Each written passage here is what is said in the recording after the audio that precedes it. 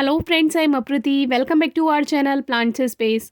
कुछ दिन पहले हमने आपसे अपने गुलमेहंदी यानी बालसम के प्लांट शेयर किए थे, जिसको कहीं कहीं पर चिरा मिरा के नाम से भी जाना जाता है। ये फ्लावर्स दो तरह के होते हैं, सिंगल पेटल में भी आते हैं और इस तरह से गुच्छे में भी इसके फूल खिलते हैं जो घने होते हैं। तो इसके बारे में हमने वीडियो शेयर की हुई है, आप डिस्क्रिप्शन बॉक्स में वीडियोज़ चेक कर सकते हैं। और जो लोग इनकी फ्लावरिंग ना आने के कारण परेशान रहते हैं तो उसके बारे में भी हमने बताया हुआ है। अगर आप सही टाइम पे इसके सीड्स ग्रो करते हैं तो आपको टाइम से इसके प्लांट्स मिलेंगे और फिर उसमें फ्लावरिंग भी होगी।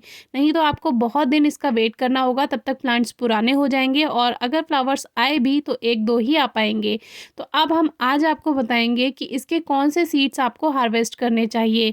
सीड पॉट बहुत सारे बनते हैं क्योंकि जितनी अच्छी फ्लावरिंग होगी उतने ही ज़्यादा इसमें सीड्स बनेंगे। और अभी भी प्लांट पे कलियाँ आ रही हैं, आप देख सकते हैं इसमें, तो अभी भी इसमें कुछ फ्लावर्स आएंगे। जबकि जैसे जैसे सर्दियाँ आती हैं वैसे वैसे इसके फ्लावर्स भी कम हो जाते हैं और ये प्लांट सर्दियों में ज़्यादा ग्रोथ नहीं कर पाता और ख़त्म हो जाता है।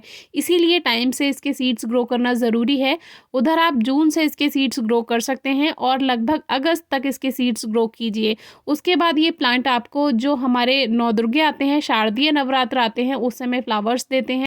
और जो अगर आपने जून से इसके सीड्स ग्रो किए हुए हैं तो रेनी सीजन में भी आपको इसके फ्लावर्स मिल जाते हैं और कहीं कहीं पर गर्मियों में भी इसके फूल आते हैं। हमारे यहाँ गर्मियों में इसके फूल नहीं खिल पाते, इसीलिए हम लगभग जून से इसके सीड्स ग्रो करना शुरू करते हैं। और प्लांट लगभग जब 60 दिन का हो जाता है, 50 से या 60 दिन में ये प्लांट आपको फ्लावर्स देने लगता है, 50 टू 60 डेज में सीड से ग्रो करने के बाद। अब ये जो सीड पॉड है, इनको बहुत ध्यान से आप इस तरह से कलेक्ट कीजिए कि देखिए ये एकदम से छूने से जब ये पक जाते हैं तो ये उछल जाते हैं और सारे सीड्स गिर जाते हैं। वैसे तो थोड़े बड़े सीड होते हैं, आप उठा भी सकते हैं इस तरह से, लेकिन फिर भी अगर आप इसको सही से हार्वेस्ट करेंगे तो ये बिल्कुल नहीं गिरते हैं ज़मीन पर।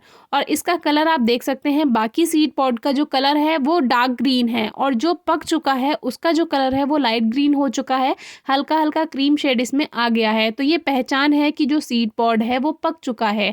लेकिन इतना भी आपको वेट नहीं करना कि ये पककर अपने आप खुलकर झड़ जाए, इसीलिए इनको टाइम से कलेक्ट कर लेना चाहिए, नहीं तो ये खुलकर झड़ जाएंगे। अभी आपको बहुत बार हम दिखाएंगे, जैसे जैसे आप इनको हार्वेस्ट करेंगे, कलेक्ट करेंगे, वैसे वैसे जैसे ही टच करेंगे और ये पक चुके हैं तो ये इस तरह से खुल जाते हैं। और ये प्रकृति का एक वरदान भी है।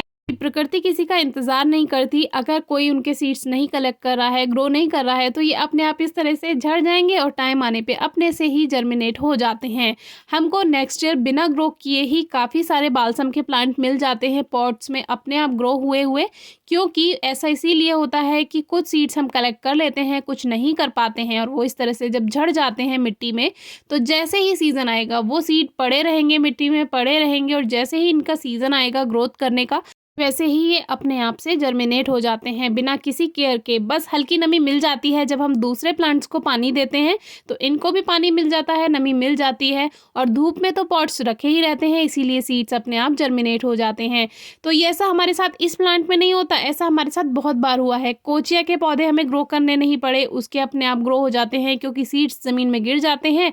पूरा साल वो पड़ा रहेगा, गलता नहीं है, और जैसे ही सीज़न आएगा वैसे ही वो अपने आप जर्मिनेट हो जाता है। तो कुछ इस तरह से तो हमने किए ये बालसम यानी गुलमेहंदी के सीड्स कलेक्ट। अब इनके जो ये सीड पॉड होते हैं, जो खुल गए हैं उनको खुला रहने देंगे और जो बंद है उनको बंद रहने देंगे। और जब ये पक जाते हैं तो इनमें से आप ये सीड्स निकाल सकते हैं। एक हमने पाल सैदर की इसमें कटिंग ग्रो की थी, जो कि आपको टाइम से दिखाई भी थी जब इसके फ्लावर शेयर किए थे। देखिए बहुत अच्छे से वो चल गई है और फूल भी लगातार इसमें आ रहे हैं। तो पाल सैदर के बारे में भी हम आपसे एक वीडियो शेयर करेंगे, क्योंकि आजकल इस प्लांट की रंगत भी बेकार होने लगी है क्योंकि सर्दियों की शुरुआत हो गई है। बीजों को तुरंत हार्वेस्ट करके आपको स्टोर नहीं करना है, कुछ दिन छाया में रखा रहने दें, धूप में बिल्कुल नहीं सुखाना है और 15-20 दिन के बाद आप इनको स्टोर कर सकते हैं। Thank you.